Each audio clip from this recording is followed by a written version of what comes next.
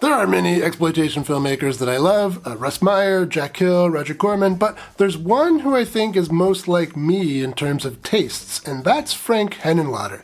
He is quoted as saying, "I'll never be satisfied until I see every sleazy film ever made." Me too, Frank. Me too.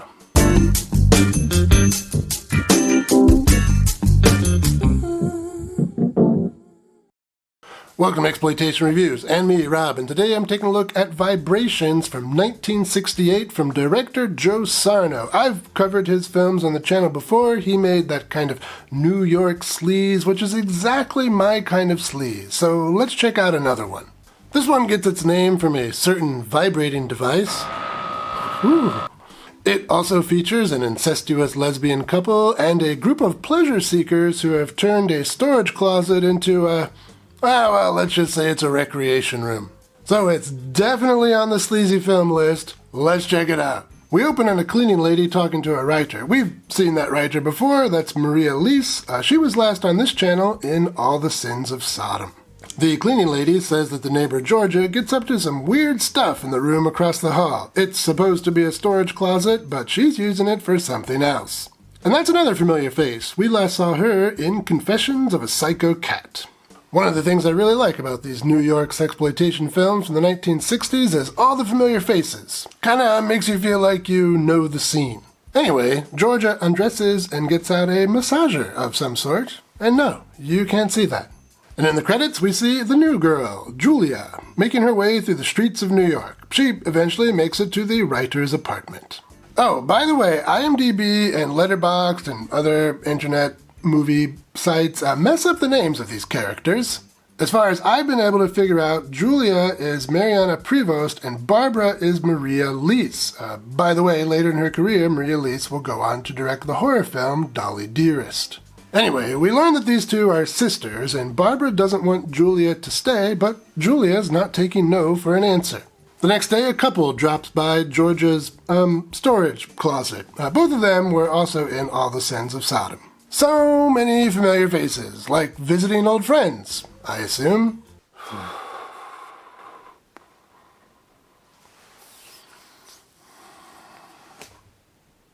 The guy and Georgia do things you can't see here, and Julia overhears. She was supposed to be going to the movies, but then in the very next scene, she's in bed, and the couple next door are still going strong. So, I'm not sure exactly what happened. Did she give up on the movie plan and just go to her room immediately? Or did she go to the movies and when she got back, the couple next door is still at it? Maybe, but that seems excessive. I mean, I'm all for taking your time, but whew, that's, no, I got stuff to do. Anyway, the next day, Julia wonders why Barbara hasn't landed a man. And then she mentions something about how she sometimes gets excited thinking about what they used to do together as kids. Gross. This, understandably, makes Barbara uncomfortable. They are sisters, after all, so this is a reasonable response. Now, if they were stepsisters, that's a totally different situation, or so I've been told. Julia investigates the storage room, and she discovers the massager. Gloria confronts her and tells her that she deals in pleasure, but for some reason this scares Julia off. Now, we're about 30 minutes into the movie at this point, and you might be wondering, what's the plot? Well, I think it has something to do with Barbara, the writer sister, being a little sexually timid, and her sister Julia is trying to get her to kind of come out of her shell a bit, and at the same time, Julia herself is frustrated by all the sexy fun times happening in the next room. That's my best guess anyway. But I think if you watch this looking for a plot, you're kind of missing the point. The point is beautiful black and white photography of, oh my god, hot women. And the sleaze, of course. This movie is the cinematic equivalent of leafing through an old nudie mag, with the added bonus of some sounds, some movements, and none of the pages are stuck together. Speaking of movement, Julia works up the courage to join the neighbors next door, and this time Barbara's the one who listens in. So what do you think? Will Barbara come out of her shell and join the festivities? Well, that's enough out of me as far as plot goes. Let's talk some highlights. Well, as you can probably tell from the clips, this movie looks fantastic. Just gorgeous black and white photography of gorgeous people. Great shadows, great lighting, great faces. And what you really can't see here on YouTube is that in addition to the nice faces, the women here all have extremely nice...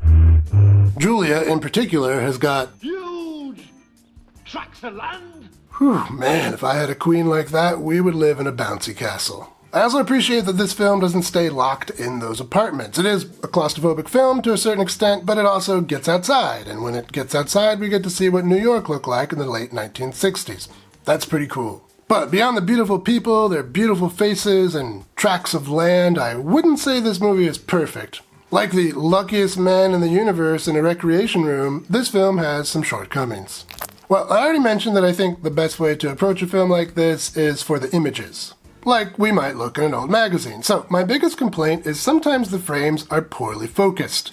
Look at this shot as one of many examples. The girls are way out of focus, and you can see that the focus plane is way back here. There's no reason to focus the shot this way. It's just poor camera work.